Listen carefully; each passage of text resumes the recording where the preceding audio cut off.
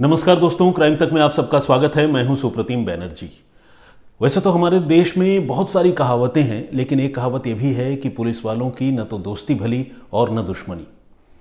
आप में से कितने लोग इस कहावत से सहमत हैं, प्लीज़ कमेंट करके बताइएगा।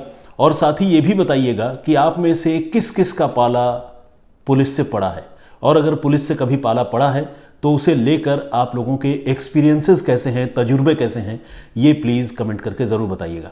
आज जो कहानी, जो वाकया मैं आप सबको सुनाने वाला हूँ, उस कहानी का इस मसले से कुछ न कुछ ताल्लुक़ ज़रूर है, तभी मैंने अपने इस वीडियो की इस अंदाज में शुरुआत की है। बहरहाल आइए पूरा वाकया आपको सिलसिलेवार तरीके से बताता हूँ। ये घटना है अमेरिका के फ्लोरिडा स्टेट की, फ्लोरिडा राज्य की, और जिस जगह की घटना है उस जगह का नाम है Gainesville city. Gainesville city Florida का एक शहर है और यहाँ 30 साल का एक नौजवान रहा करता था। नाम था ज़चारी मैकॉय। अब ज़चारी मैकॉय जो है, इसका जीवन सही चल रहा था, लेकिन अचानक इसके जीवन में ट्विस्ट एंड टर्न्स आने लगे। हुआ ये मार्च 2020 की ये बात है, मार्च 2020। मैकॉय एक रेस्टोरेंट में काम करता था और मार्च के महीने की एक सुबह वो फटाफट तैयार हो रहा था। तैयार होकर अपने काम पर उसे जाना था रोज़ की तरह। लेकिन अभी जब वो तैयार होकर कपड़े वगैरह पहन ही रहा था, रेडी हो रहा था, तब तक उसके मोबाइल फ़ोन में एक नोटिफिकेशन आया। ये नोटिफिकेशन एक मेल का था और उसने फिर वो ईमेल चेक करने का फ़ैसला किया। एंड्रॉयड फ़ोन यूज़ करता था। उसने ईमेल जब चेक किया तो उसने देखा कि ये फ़ोन जो है, ये मैसेज या मेल जो है, ये मेल उसे गूगल की ओर से किया गया है, गूगल के लीगल इन्वेस्टिगेशन सपोर्ट टीम की ओर से। और इस मेल में मैकॉय से ये कहा गया था कि वो जिस जगह पर रहता है, यानी गेन्सविले में, गेन्सविले की लोकल पुलिस की टीम उसके गूगल अकाउंट से रिलेटेड सारी जानकारी इकट्ठा करने की कोशिश कर रही है। सारी जानकारी पुलिस लेना चाहती है। और चूंकि गूगल जो है वो भी कानून का पाबंद है, तो गूगल ने ये कहा कि अगर आपके पास ये मौका है कि अगर आप चाहें कि आपकी जो पर्सनल इंफॉर्मेशन है, जो जानकारी है, जो गूगल अकाउंट से रिलेटेड, अगर वो सारी चीज़ें हम लोग जो है अगर गेन्सविले पुलिस को न दें, तो आपके पास 1 हफ्ते का वक्त है। आप कोर्ट में जाकर एक पिटीशन दाखिल कीजिए और उस पर स्टे ऑर्डर लेकर आइए, सो दैट हम वो इन्फॉर्मेशन पुलिस को न दें। और अगर आप स्टे ऑर्डर लेकर नहीं आते हैं तो आपके गूगल अकाउंट से रिलेटेड जितनी भी जानकारी है, आपने क्या ब्राउज़ किया, क्या देखा, कहाँ गए, आपका मूवमेंट क्या रहा, किससे आपने क्या कम्युनिकेट किया, ये सारी चीज़ें हम फिर गेन्सविले पुलिस के हवाले कर देंगे।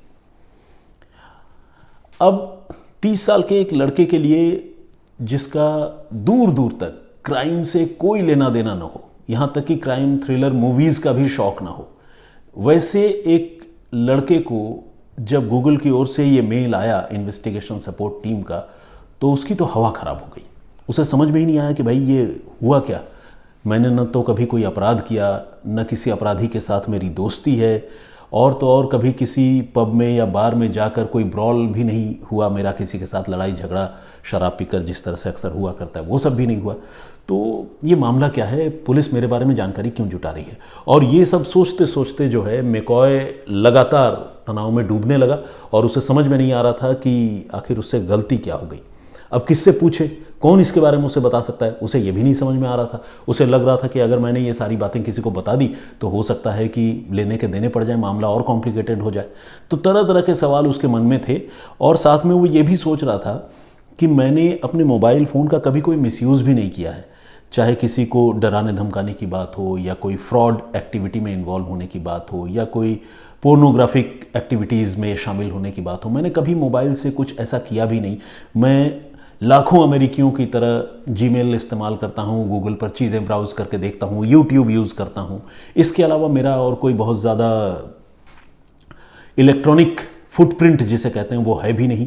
तो आखिर पुलिस जो है, लोकल पुलिस, मेरे बारे में जानकारी क्यों जुटाना चाहती है। मैकॉय को इस सवाल का जवाब वो जाहिर अपने आप से ही पूछ रहा था और उसे कोई जवाब मिल नहीं पा रहा था। मैकॉय ने इसके बाद उस मेल को कई बार पढ़ा और पढ़कर वो हर बार सोच रहा था कि पता नहीं क्या मामला है। हर बार उसके अंदर से यही सवाल पैदा होता था, पता नहीं क्या मामला है, जिसका जवाब उसे नहीं मिल पा रहा था। फाइनली जब कई बार उसने मेल पढ़ा तो उसने देखा कि गूगल वालों ने एक केस नंबर को रेफ़र करते हुए उसके लिए उसे ये चिट्ठी लिखी थी, उसे ये मेल लिखा था, और वो जो केस नंबर था वो केस नंबर गूगल ने अपने इस कम्युनिकेशन में, अपने इस मेल में बाकायदा मेंशन किया था और बताया था कि गेंसविले पुलिस का ये केस नंबर है जिससे रिलेटेड इन्वेस्टिगेशन में पुलिस जो है तुम्हारे बारे में जानकारी मांग रही है। अब मैकॉय के लिए ये एक क्लू साबित हुआ। मैकॉय को लगा कि इस केस नंबर के सहारे कम से कम मैं ये थोड़ा पता कर सकता हूँ कि आखिर लोकल पुलिस मेरे बारे में इन्वेस्टिगेशन क्यों कर रही है। कई बार मैकॉय ने यह भी सोचा कि चल के एक बार गेंसविले पुलिस के हेडक्वार्टर में ही जाकर बात कर लेता हूँ और पता करता हूँ कि मेरे बारे में पुलिस जानकारी क्यों जुटा रही है। लेकिन फिर वो डर भी रहा था कि अगर कहीं पूछने चला जाऊँ, पता चला कि मामला उल्टा पड़ जाए, किसी मामले में पुलिस मुझे गिरफ्तार कर ले, पकड़ ले, बिठा ले, या पूछताछ, इंटरोगेशन शुरू हो जाए, पता नहीं क्या होगा मेरे साथ। तो बहुत वो डरा हुआ था। और ये भी एक सच्ची बात है कि आमतौर पर जो आदमी जितना शरीफ होता है ना, वो इस तरह के मामलों से उतना ज़्यादा घबराता है। वरना बदमाश जो होते हैं, जो क्रिमिनल माइंडेड लोग होते हैं, उन्हें तो सब पता होता है कि पुलिस क्या कर सकती है क्या नहीं, और वो पुलिस को धोखा देने के तौर तरीके ढूंढते हैं और कभी पुलिस का कोई एक्टिविटी हो जाने से वो इतना घबराते नहीं है। लेकिन शरीफ आदमी ज़्यादा डरता है। तो खैर, मैकॉय ने कई बार सोचा कि जाकर पुलिस से ही पूछताछ कर ले, लेकिन उसकी हिम्मत नहीं हुई। लेकिन जब उसने मेल में वो पर्टिकुलर केस नंबर देखा तो उसने तय किया कि इस केस नंबर के सहारे वो ये पता करने की कोशिश करेगा कि आखिर लोकल पुलिस उसके बारे में जानकारी क्यों जुटा रही है। इसके बाद मैकॉय ने गेंसविले पुलिस डिपार्टमेंट के वेबसाइट में जाकर वो केस नंबर फीड किया और सर्च किया कि आखिर वो कौन सा मामला है जिस मामले में पुलिस इन्वेस्टिगेशन कर रही है और उसके बारे में जानकारी जुटा रही है। तो पता चला कि ये एक बर्गलरी का, जिसे हिंदी में गृहभेदन कहते हैं, और अगर साफ साफ शब्दों में समझने वाली भाषा में बात करें तो चोरी, मतलब हाउस ब्रेकिंग का मामला है और बर्गलरी का मामला है, चोरी का मामला है। और इस मामले की तफ्तीश पुलिस कर रही है। ये जो घटना है ये उसी गेंसविले में, जिस इलाके में ये रहता था, उसी इलाके में ये घटना हुई थी। और 97 ईयर्स की एक महिला, 97 साल की एक बुजुर्ग महिला ने अपने घर में हुई चोरी की रिपोर्ट पुलिस में दर्ज करवाई थी और उस मामले की पुलिस जांच कर रही थी। और ये घटना जो है, जैसा मैंने आपको बताया कि मार्च 2020 में मेल आया था उसके पास, मैकॉय के पास, और ये घटना तकरीबन साल भर पुरानी थी। यानी साल भर से पुलिस इस मामले की जांच कर रही थी और अब उस चोरी के मामले के सिलसिले में, उस मामले की तफ्तीश के सिलसिले में मैकॉय के बारे में पुलिस बड़े ही खुफिया तरीके से इंफॉर्मेशन कलेक्ट कर रही थी। ये जो केस से रिलेटेड रिपोर्ट जो है, जो वेबसाइट पर मौजूद थी, उससे मैकॉय को एक बात और पता चली। वो ये पता चली कि जिस घर में ये चोरी हुई है वो घर मैकॉय इस वक्त गेंसविले में जहां रहता है उसके बमुश्किल 1 किलोमीटर के रेडियस में है। यानी मैकॉय के घर से ज़्यादा दूरी पर वो मौका वारदात नहीं है। ये भी बात उस इन्वेस्टिगेशन का जो इनिशियल रिपोर्ट है उसमें दर्ज थी और गेंसविले पुलिस की वेबसाइट से मैकॉय को वो बात भी पता चल गई। अब पुलिस का ये सब कुछ पढ़ने के बाद मैकॉय और ज़्यादा तनाव में आ गया। कहने का मतलब ये कि वो जितना इस मामले को सुलझाने की कोशिश करता, जितना ये जानने समझने की कोशिश करता कि पुलिस मेरे पीछे क्यों पड़ी है, क्यों मेरे बारे में जानकारी जुटा रही है, उतना उसके लिए टेंशन जो है वो नया नया पैदा होता रहा। अब उसको पता चल गया कि एक चोरी के मामले में पुलिस मेरे बारे में जानकारी जुटा रही है। उसे समझ में नहीं आया कि भाई ये क्या मामला है। न तो मैंने चोरी की, ना मैं किसी चोर को जानता हूँ। मैं उस इलाके से गुजरा तो कई बार हूँ, लेकिन न तो मैं उस मकान को आइडेंटिफाई कर सकता हूँ जिस मकान में ये घटना हुई है, और न तो मैं उस 97 साल की महिला को जानता हूँ जिन्होंने ये रिपोर्ट लिखवाई है। मेरा कोई लेना देना ही नहीं है, फिर भी पुलिस मेरे बारे में जानकारी जुटा रही है। अब उसे और पसीने छूटने लगे और उसको तनाव होने लगा। लेकिन जब उसे कोई रास्ता नहीं नजर आया, समझ में नहीं आया कि क्या करें, तो फिर उसने फैसला किया कि वो कुछ दिनों के लिए गेंसविले छोड़कर सेंट ऑगस्टीन चला जाएगा। सेंट ऑगस्टीन एक दूसरा टाउनशिप है जहां पर मैकॉय के पेरेंट्स यानी उसका परिवार रहता है। तो इसके बाद वो सीधे सेंट ऑगस्टीन गया और वहाँ अपने पेरेंट्स से उसने जाहिर है उनके घर चला गया, उनसे मुलाकात की और एक रोज़ रात को खाने की टेबल पर उसने अपने पेरेंट्स को अपना ये जो नाइटमेयर है, ये जो बुरा ख्वाब उसके जीवन में चल रहा था, बल्कि ख्वाब क्या हकीकत ही है उसके लिए, तो उसने अपनी ये जो परेशानी है वो अपने पेरेंट्स को बताई। पेरेंट्स ने बड़ी गौर से सारी बातें सुनी और उनको लगा कि अरे उनका बेटा मुसीबत में है। तो उन्होंने फिर यह तय किया कि वो एक वकील को हायर करेंगे, एक वकील से बात करेंगे ताकि उस वकील के ज़रिए इस मामले में और ज़्यादा जानकारी जुटाई जाए और ये पता किया जाए कि आखिर मैकॉय के बारे में पुलिस इंफॉर्मेशन क्यों कलेक्ट कर रही है। इसके बाद एक एडवोकेट जिनका नाम है सेलेब किनॉन से मैकॉय ने और उनके पेरेंट्स ने बातचीत की और बातचीत करके किनॉन साहब से ये कहा गया कि वकील साहब ज़रा पता करके बताइए कि लोकल पुलिस, गेंसविले की पुलिस आखिर मैकॉय के बारे में खुफिया तरीके से इन्वेस्टिगेशन क्यों कर रही है, हम बहुत परेशान हैं। सेलेब किनॉन अच्छे क्रिमिनल लॉयर थे, उन्होंने इस मामले में अपने लेवल पर जानकारी जुटाने की शुरुआत की और जो जानकारी उन्होंने जुटाई उसका जो इनिशियल इन्फॉर्मेशन है अब मैं आपको वो बताने वाला हूँ। उस इनिशियल रिपोर्ट या इन्फॉर्मेशन के मुताबिक ये पता चला कि मैकॉय के बारे में ये जो एक्सरसाइज वहाँ की लोकल पुलिस कंडक्ट कर रही थी इसका नाम है geofence warrant. Geofence warrant basically surveillance का वो तरीका है, एक सर्विलांस टूल आप इसे कह सकते हैं, जिसमें कोई भी पुलिस गूगल अकाउंट के ज़रिए किसी आदमी की ज़िंदगी में झांकती है और ये पता करती है कि उस आदमी का व्हेयरअबाउट्स क्या है, कहाँ रहता है, किससे मिलता है, किससे बात करता है, किन चीज़ों में उसका इंटरेस्ट है, उसका डेली रूटीन क्या होता है। ये सारी जानकारी जो है पुलिस इस सर्विलांस टूल के ज़रिए पता करती है और मैकॉय के साथ इस वक्त वही चल रहा था जो गेंसविले की पुलिस थी, वो जियोफेंस वारंट मैकॉय के नाम पर निकाल चुकी थी और उसी जियोफेंस वारंट के तहत मैकॉय के बारे में गूगल के सहारे पुलिस ये सारी जानकारियां जुटा रही थी। इसमें मैकॉय के जीपीएस, ब्लूटूथ, वाईफाई, ईमेल, सारे चीज़ों के बारे में व्हेयरअबाउट्स जो है वो पुलिस पता कर रही थी। अब अमेरिका में ये जो जियोफेंस वारंट इन्वेस्टिगेशन की जो बात है, वहाँ की पुलिस पिछले 5 सालों से इसका बड़ा ज़बरदस्त तरीके से यूज़ कर रही है इन्वेस्टिगेशन में और क्राइम इन्वेस्टिगेशन में वहाँ की पुलिस को बड़ी मदद भी मिली है। लेकिन इसे लेकर अमेरिका में विवाद भी है। बहुत सारे लोग ये मानते हैं कि पुलिस गूगल से या किसी भी इस तरह के ऑपरेटिंग कंपनी से, ऑपरेटर से जब कोई इस तरह की जानकारी किसी आदमी के बारे में जुटाती है तो बेसिकली वो उस आदमी के प्राइवेसी को इन्वेड करती है, उनका जो निजी सुरक्षा या कहते हैं ना निजी गोपनीयता का जो मसला है उसको जो है पुलिस ब्रीच करती है, तोड़ देती है, क्योंकि पुलिस को भी ये हक नहीं है कि वो किसी की निजी ज़िंदगी में ताक झांक कर सके।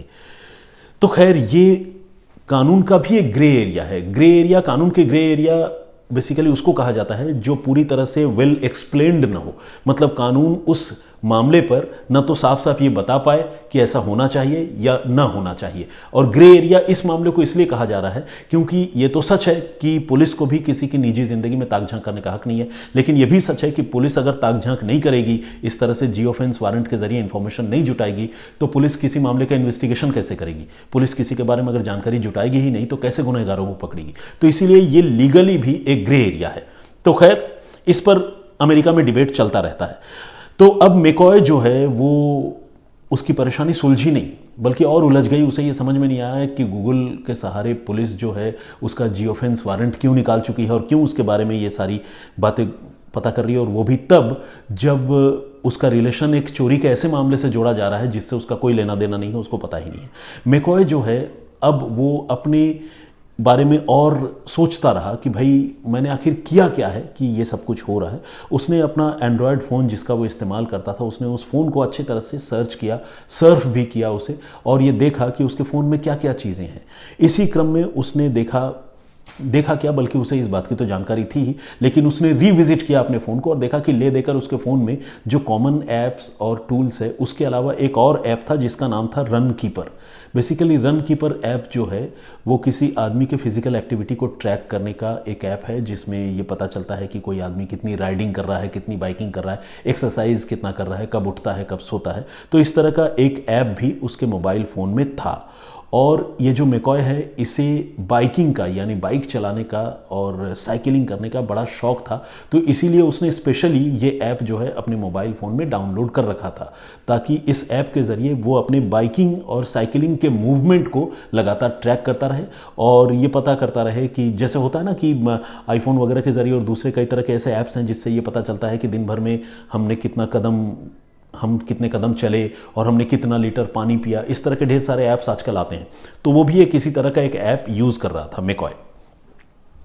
अब मैकॉय और ज़्यादा जानकारी उस चोरी के मामले की जुटाने लगा था जिस मामले में पुलिस जो है इसके बारे में पता कर रही थी, और इसी कड़ी में मैकॉय को यह भी पता चला कि वो जो घटना हुई थी वो हुई थी 29 मार्च 2019 को, यानी 29 मार्च 2019। अब इसके पास ये जो ऐप था रन कीपर, उस ऐप के सहारे मैकॉय ने यह तय किया कि वो ये देखने और समझने की कोशिश करेगा कि 29 मार्च 2019 को उसका लोकेशन क्या था, यानी जिस रोज़ ये घटना हुई थी, जिस रोज़ चोरी की वो घटना हुई थी, उस रोज़ मैकॉय क्या कर रहा था। जाहिर है 1 साल बाद अगर आपसे या मुझसे कोई पूछे कि फ़लाँ तारीख को तुम कहाँ थे, तो ऑब्वियसली मेरे लिए बताना मुश्किल हो जाएगा।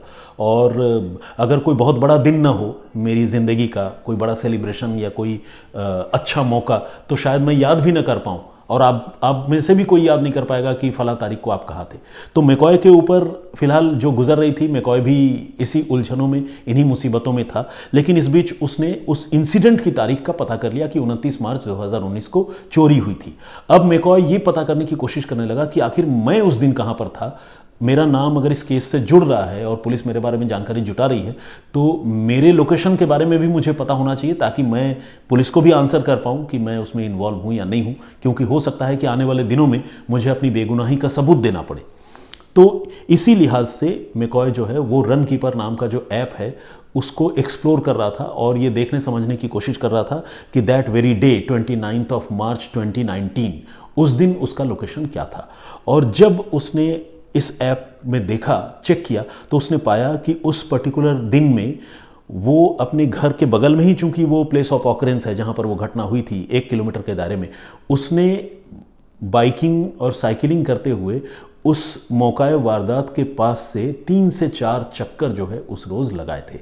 ये चीज़ उस रन कीपर ऐप में ऑलरेडी रजिस्टर्ड थी, जो इस बात को हिंट कर रही थी कि मैकॉय ने घटना वाले दिन मौकाए वारदात के पास कई सारे राउंड लगाए थे, कम से कम 3 से 4 राउंड लगाए थे। ये बात तो क्लियर थी।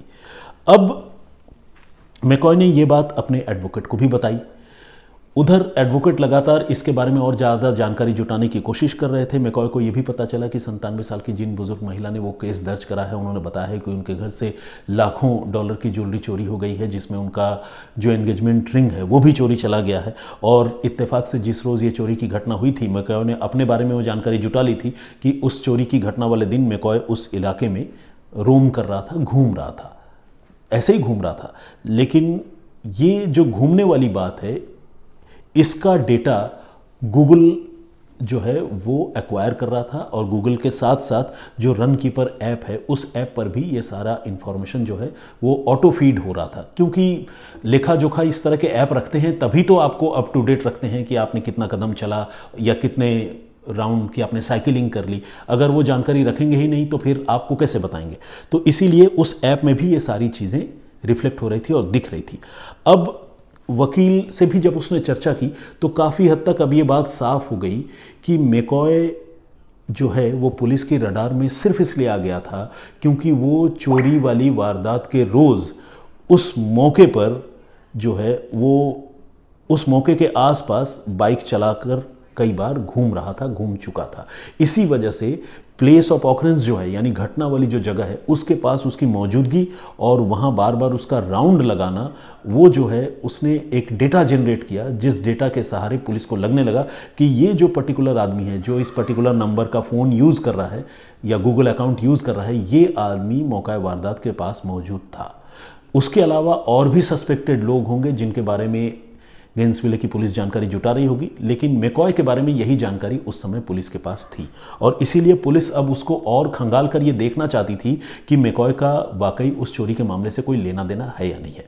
अब ये जो मैंने आपको बताया जियोफेंस वारंट के बारे में। जियोफेंस वारंट में जिसमें सर्विलांस टूल के सहारे पुलिस इन्वेस्टिगेट करती है, उसके भी कई स्टेजेस होते हैं। तो जो इनिशियल स्टेज होता है उसमें पुलिस एक तरह से डंप डेटा कलेक्ट करती है, गूगल से मांगती है कि उस इलाके में जो जो गूगल अकाउंट्स या गूगल नंबर एक्टिव थे उसके बारे में हमें बताइए और हम उसके वेयर अबाउट्स के बारे में बताइए। तो जितनी जानकारी किसी आदमी की आइडेंटिटी रिवील किए बगैर, यानी किसी आदमी की पहचान बताए बगैर गूगल पुलिस को बता सकता है, उतनी सारी जानकारी गूगल जो है वो पहले चरण में पुलिस वालों को देता है। और ये जानकारी इस बार गूगल ने जो इनिशियल इन्वेस्टिगेशन का स्टेज है उसके तहत जो है वो ऑलरेडी गेंसविले पुलिस को दे चुकी थी। और गेंसविले पुलिस ने जब उस सारी जानकारी को देखा, रीड किया, तो पुलिस को ये पता चला कि एक पर्टिकुलर आदमी उस मौका वारदात के आसपास लगातार घूम रहा था। लेकिन वो आदमी कौन है ये जानकारी गूगल ने पहले नहीं दी थी। अमेरिका का जो कानून है वो इस बात की इजाज़त नहीं देता है कि आप किसी के प्राइवेट इंफॉर्मेशन किसी को बताएं, खासकर पुलिस को भी बताएं। तो इसीलिए जब पुलिस ने उस संदिग्ध आदमी जो कि मैकॉय था, उस संदिग्ध एक्टिविटी के बारे में, जब मैकॉय के बारे में पुलिस ने गूगल से और ज़्यादा जानकारी मांगी, तो गूगल ने वहाँ के कानून के मुताबिक पहले मैकॉय को इन्फॉर्म किया कि भैया आपके बारे में पुलिस जानकारी जुटा रही है, अगर आप अपने लिए स्टे ऑर्डर लेकर आते हैं तो आप बचेंगे, वरना जो आपका पर्सनल इन्फॉर्मेशन है अब हम वो भी पुलिस को देने वाले हैं। कहने का मतलब ये कि पुलिस का जो इनिशियल इन्वेस्टिगेशन है उसमें मैकॉय शक के दायरे में आ चुका था। अब पुलिस को उसे वेरीफाई करना था। वेरीफाई करने के लिए मैकॉय के बारे में और ज़्यादा जानकारी पुलिस जुटा रही थी और इसी क्रम में गूगल से उसने इन्फॉर्मेशन मांगी थी, जिसके बाद मैकॉय को भी गूगल ने इंटीमेट किया था। तो ये थी पूरी कहानी। वकील के सहारे मैकॉय ने काफ़ी हद तक इसके बारे में अपने लेवल पर ही इन्वेस्टिगेट करके सारा सीन क्लियर कर लिया। इसके बाद उनके जो वकील हैं जिनका मैंने आपसे जिक्र किया था, सेलेब किनॉन, उन्होंने गेंसविले पुलिस से बातचीत की और पुलिस से बातचीत करके पूरी कहानी अपनी तरफ से एक्सप्लेन करके बताया कि उनका क्लाइंट जो है उसके रातों की नींद हराम हो गई है, वो सो नहीं पा रहा है इस डर से कि पता नहीं कौन से थेफ्ट के केस में आप उसके बारे में तफ्तीश कर रहे हैं। तो गेंसविले पुलिस ने भी सारी कहानी क्लियर करके उनको बताई कि ये किस तरह से जियोफेंस वारंट के तहत हम इन्वेस्टिगेशन करते हैं। और जब पुलिस ने उनको कहा कि अगर आप बेकसूर हैं, अगर आपने कोई कानून नहीं तोड़ा है तो आपको बिल्कुल घबराने की ज़रूरत नहीं है, ये हमारा एक रूटीन एक्टिविटी है इन्वेस्टिगेशन का, जिसके तहत हमने जानकारी जुटाने की कोशिश की है। तो मैकॉय की जान में जान आई। उसको लगा कि चलो जान बची, पुलिस अब मुझे किसी मामले में कम से कम ट्राई करने वाली या इंटरोगेट करने वाली नहीं है, क्योंकि मैंने अपना स्टैंड क्लियर कर दिया और मैंने बता दिया है कि मैं उस घटना के रोज़ कहाँ था और मुझे भी ये पता चल चुका है कि मेरे बारे में क्यों जानकारी जुटाई जा रही थी और अब ये बात पुलिस को भी पता चल चुकी है। तो इसीलिए मैंने भी राहत की सांस ली। तो मैकॉय ने तो राहत की सांस ली ही। पुलिस ने एक बात और क्लियर किया कि आप बेगुनाह हैं, ये तो बात सही है, इसमें कोई दो राय नहीं है, लेकिन कई बार ऐसा होता है कि बेगुनाह इंसान भी प्लेस ऑफ ऑकरेंस या प्लेस ऑफ क्राइम के आसपास, उस विसिनिटी में, उस क्षेत्र में हो सकता है। तो इत्तेफाक से मैकॉय उसी विसिनिटी में, उसी लोकेलिटी में रहता था और वहाँ के चक्कर लगा रहा था, घूम रहा था, जिसकी वजह से वो पुलिस की रडार में आ गया था। लेकिन चलिए, जान बची तो लाखों पाए। मैकॉय ने कोई अपराध किया नहीं था। अब जो गेंसविले की पुलिस है उसे नए सिरे से चोरों का पता लगाना था। गेंसविले की पुलिस उन चोरों का पता लगा पाई या नहीं लगा पाई ये तो मुझे नहीं पता, मैं उसके बारे में पता नहीं लगा पाया। लेकिन मैकॉय का ये जो तजुर्बा था, पुलिस का पीछा करना, पुलिस का खुफिया तरीके से उसके बारे में जानकारी जुटाना, और बाद में मैकॉय के लिए सारी कहानी जो क्लियर हुई, जिसमें पता चला कि किस वजह से पुलिस उसके बारे में पता कर रही थी, तो मैकॉय की सांस में सांस आया। और ये थी पूरी कहानी एक इन्वेस्टिगेशन की, जिसमें पुलिस का एक आदमी के बारे में पता करना उस आदमी की ज़िंदगी के लिए कितना बड़ा तूफान, हम कहेंगे, कि साबित हो रहा था। तो खैर, मैकॉय अब खुश है और हमें लगता है कि हम लोगों को भी खुश होना चाहिए कि कोई बेगुनाह आदमी जो है किसी मामले में फंसा नहीं। तो अमेरिका की पुलिस कैसे इन्वेस्टिगेट करती है, इसकी झलक भी आपने इस कहानी में सुनी, देखी। और मैं आपको बताऊं कि सिर्फ अमेरिका नहीं बल्कि भारत की पुलिस भी बहुत ही टेक्निकली आज की तारीख में साउंड है और बहुत ही कॉम्प्लिकेटेड केसेस भारत की पुलिस सुलझा भी लेती है। खैर, ये थी पूरी कहानी। और जो कहानी की शुरुआत में ही मैंने आपसे कुछ सवाल पूछे थे, उन सवालों को याद करते हुए अगर हो सके तो अपना जवाब, अपना कमेंट लिखकर हमें ज़रूर दीजिएगा। आइए कुछ नाम जल्दी से पढ़ता हूँ। सोनू रामगढ़िया जी का कमेंट आया है। अजरा अकरम जी रेगुलर कमेंट करती हैं, बहुत बहुत दुआएं देती हैं, thank you very much. Shubham Bhardwaj ji, Reena Rai ji ने भी कमेंट किया है। साजिद मिर्ज़ा साहब ने ये पूछा है कि जो मैंने मेरठ की स्टोरी सुनाई थी एक रोज़ पहले वो स्टोरी मैंने अपनी तरफ से खुद सुनाई या फिर साजिद मिर्ज़ा के इस रिक्वेस्ट पर कि मुझे मेरठ की कोई कहानी सुनानी चाहिए, मैंने वो स्टोरी सुनाई है। तो देखिए साजिद, अगर मैं आपको खुश करने के लिए झूठ बोलूं तो शायद ये अच्छी बात नहीं होगी। तो लेट मी क्लैरिफाई कि ये बड़ी घटना हुई और इसके बारे में मुझे पता चला, इन्वेस्टिगेशन की जानकारी मिली, तो मैंने मेरठ की कहानी सुनाई। मुझे आपकी बात तो याद थी, लेकिन स्पेशली आपकी बात को जहन में रखकर मेरठ की स्टोरी ढूंढ कर जो सुनाने वाली बात थी वो मैं नहीं कर पाया था। लेकिन मुझे लगता है कि आप मेरठ से हैं तो मेरठ की स्टोरी सुनकर आपको मतलब थोड़ा अच्छा तो फील होता ही होगा, मगर एट द सेम टाइम घटना बहुत ही दुखद है और ऐसी कहानियाँ अक्सर जो है हम लोगों को सबक देकर जाती हैं। लाइव ट्रेड के नाम से एक आईडी है, इन्होंने इमोजीज भेजी है प्यार वाली। तो लाइव ट्रेड से मुझे लग रहा है कि शायद इनकी रुचि जो है शेयर मार्केट में भी है। आप में से क्या किसी की रुचि शेयर मार्केट में है? क्या आप में से कोई ट्रेडिंग करता है? अगर आप बताना चाहें तो मुझे बता सकते हैं, क्योंकि मैं थोड़ी बहुत रुचि जो है वो स्टॉक मार्केट में और फाइनेंस में रखता हूँ। बीइंग अ क्राइम रिपोर्टर ये थोड़ा सा डिफरेंट मामला है, लेकिन फिर भी इंटरेस्ट तो इंटरेस्ट है, किसी आदमी का किसी भी चीज़ में रुझान हो सकता है। सुरेश परिहार जी महाकाल की नगरी उज्जैन से हैं, बहुत बहुत जो है वो अभिनंदन करते हैं हमेशा। मैं भी आपका अभिनंदन करता हूँ साथी, बहुत धन्यवाद आपका। अनीता दाहिया जी का कमेंट है, शैलेश शाह जी ने कमेंट किया है, मामूनी बोरगोहां रेगुलर कमेंट करती हैं, प्रमोद यादव जी ने राम राम लिखा है, देवराज शर्मा जी भी हमारे रेगुलर लिसनर हैं और रेगुलरली कमेंट करते हैं। अनंत गिरवार जी ने भी कमेंट किया है, your innocent smile and laugh keep it up, इन्होंने लिखा है, थैंक यू वेरी मच। पता है इस तरह के वन लाइनर कमेंट जो है वो आपका दिन बना देते हैं और ऑब्वियसली किसी भी आदमी के बारे में जब आप कोई अच्छी बात कहते हैं तो उसे अच्छा तो लगता ही है, चाहे वो आदमी उस बात को पब्लिकली स्वीकार करे या ना करे। और ये भी सच है कि अगर आप किसी आदमी को उसके बारे में कुछ बुरा बोलते हैं तो उसे तकलीफ भी पहुंचती है। लेकिन ये भी सच है कि किसी आदमी में अगर कोई कमी हो तो वो बात भी उस तक कन्वे होनी चाहिए। हमें हर किसी को ये इस बात का ख्याल रखना चाहिए कि हम किसी को उसकी कमियां या बुराइयां तो बताएं, लेकिन कम से कम ऐसे बताएं कि बंदे का दिल ना टूटे। ये मेरा पॉइंट ऑफ व्यू है। यूवी सेक्स के नाम से एक आईडी है, एनीवे इन्होंने अपना नाम लिखा है, इनका नाम है राहुल गढ़वाल, सीकर राजस्थान से हैं और इन्होंने बहुत मतलब जिसे कहते हैं ना कौशन वाले अंदाज में लिखा है, मुझे सावधान करते हुए लिखा है कि सुप्रतिम भाई कल मेरा जन्मदिन है, याद रखना। तो क्या बात है दोस्त, बहुत बहुत शुभकामनाएं। आज इसका मतलब आपका बर्थडे है, बहुत बहुत आपको बधाई जन्मदिन की। और मुझे बड़ी खुशी हुई कि आपने इतने अधिकारपूर्वक जो है मुझे ये याद दिलाया है कि आपका जन्मदिन मुझे भूलना नहीं है। आपको सारी खुशियाँ मिले, बहुत बहुत आप तरक्की करें। विजेंद्र सिंह जी ने भी कमेंट किया है, सतीश जी का कमेंट है, विश्वजीत वन के नाम से एक आईडी है, इन्होंने लिखा है लव फ्रॉम महाराष्ट्र।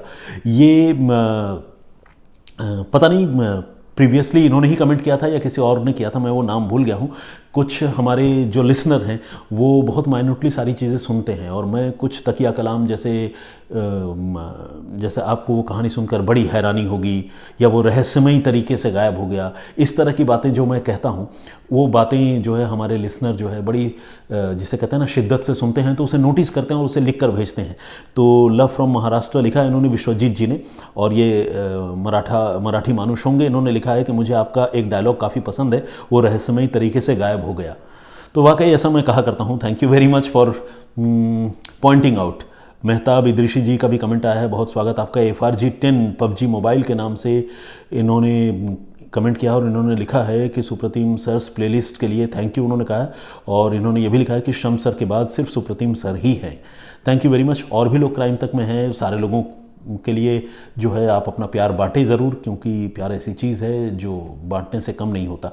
वाकई खुशी और दुख बड़ी अजीब चीज़ें हैं ना। कभी कभी मैं सोचता हूँ आप खुशी जितना बांटेंगे वो उतना बढ़ेगी, और दुख जितना बांटेंगे उतना दुख कम होगा।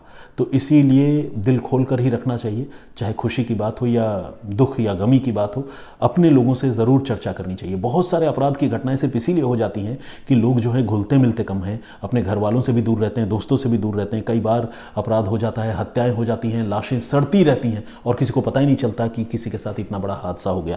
अगर आप रोज़ किसी से बात करते हो, कम्युनिकेट करते हो, तो अगर एक दिन आप फ़ोन नहीं करेंगे या उसका फ़ोन आपके पास नहीं आएगा तो ऑब्वियसली वो तुरंत आपके बारे में पता करने की कोशिश करेगा या करेगी। इससे कई सारी घटनाओं को, अपराधों को, नेगेटिव चीज़ों को होने से भी टाला जा सकेगा। तो लोगों से मिलिए, मिलाइए, हाथ मिलाइए, दिल मिलाइए, और ये सिलसिला आगे भी यूं ही जारी रखिए। हम सारे लोगों को ऐसे ही जीना चाहिए मेरे हिसाब से। खैर, मोहम्मद फजल हुसैन जी का भी कमेंट आया है, बहुत बहुत स्वागत। रिजवान सैफ़ी जी ने भी कमेंट किया है, आपका बहुत धन्यवाद। गुड वाइब्स के नाम से एक आईडी है, उन्होंने भी कमेंट किया। लोक थापा जी का कमेंट है, और हमारे एक दर्शक हैं, उन्होंने देखिए इन्होंने लिखा है, मेरे भाई आप कुछ ही चुनिंदा लोगों के कमेंट पढ़ते हो, ऐसा क्यों? मैं आपके ऊपर केस दर्ज करूंगा, इतना तो हक है आपके ऊपर मेरा भाई साहब। देखिए कितनी प्यार से और कितने अधिकारपूर्वक जो है इन्होंने मैसेज लिखा है, इन्होंने डराया धमकाया भी है, केस दर्ज करने की बात कही है। लेकिन खूबसूरत बात यह है कि इतनी शिकायतों के बावजूद इन्होंने अपना नाम मेंशन नहीं किया है। इनकी जो यूज़र आईडी है वो कुछ अल्फ़ा न्यूमेरिक दिख रहा है, यूज़र GX4DC6KB4L। अब आप बताइए, मैं अगर इनका नाम भी पढ़ूं तो क्या पढ़ूं? संतोष खैरा जी ने भी कमेंट किया है, बहुत बहुत स्वागत आपका, बहुत धन्यवाद आपका। आज के लिए इतना ही। सारे कमेंट्स, सारे लोगों के नाम एक दिन में पढ़ना संभव नहीं है। आप लोगों से गुजारिश है कि नाम कर भी लिखते रहें, कमेंट भी करते रहें। मैं इस सिलसिले को आगे यूं ही जारी रखूंगा, और कल मैं फिर किसी नई कहानी, नए वाक़े के साथ आप लोगों के सामने हाजिर होऊंगा। तब तक के लिए मुझे इजाज़त दीजिए। अपना बहुत ख्याल रखिए, सुरक्षित रहिए। जय हिंद, जय भारत।